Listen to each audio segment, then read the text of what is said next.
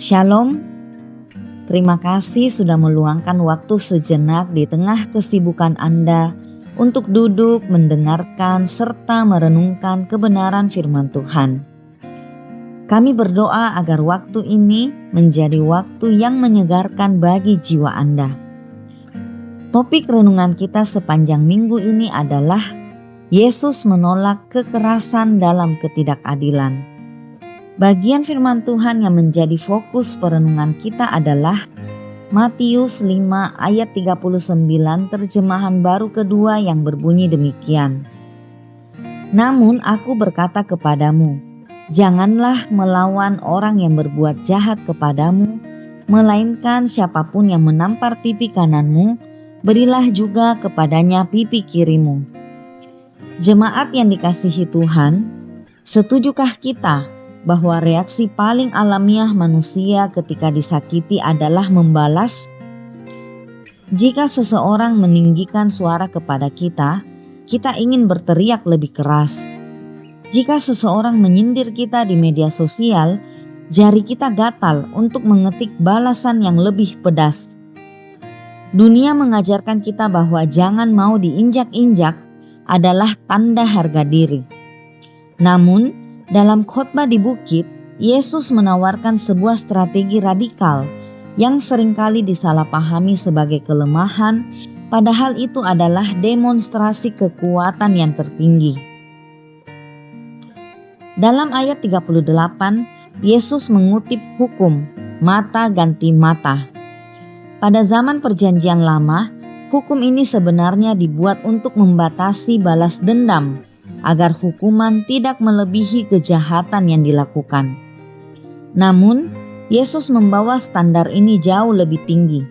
Ketika Yesus berkata, siapapun yang menampar pipi kananmu, berilah juga kepadanya pipi kirimu, dalam ayat 39. Ia tidak sedang menyuruh kita menjadi penakut.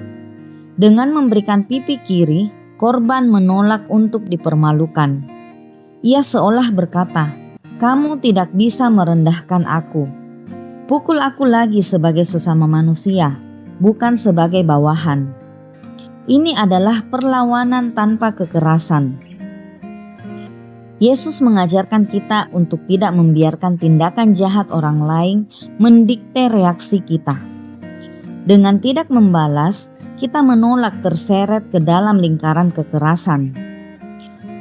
Dalam kehidupan modern, tamparan mungkin jarang berupa fisik, tetapi seringkali berupa kata-kata yang tajam, pengkhianatan rekan kerja, atau perlakuan tidak adil dari atasan. Saat kita disakiti, jeda sejenak. Jangan biarkan emosi mengambil alih kemudi. Membalas caci maki dengan caci maki hanya membuktikan bahwa kita sama buruknya dengan lawan kita. Tetapi ketika kita merespon kemarahan dengan ketenangan atau kebencian dengan kebaikan, kita sedang memegang kendali penuh atas situasi tersebut. Jadilah orang yang berani berkata, kebencian ini berhenti di saya. Kita membutuhkan kekuatan Roh Kudus yang luar biasa untuk melakukan ini. Ketika kita membalas kejahatan, mungkin membuat skor kita sama dengan orang yang menjahati kita. Tetapi menolak membalas membuat kita menang atas kejahatan itu sendiri. Mari kita merenungkan sejenak.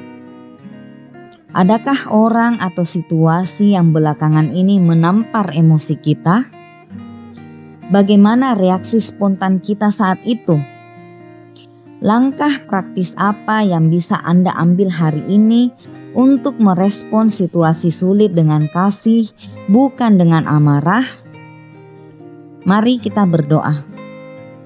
Tuhan Yesus, terima kasih untuk teladan-Mu yang sempurna.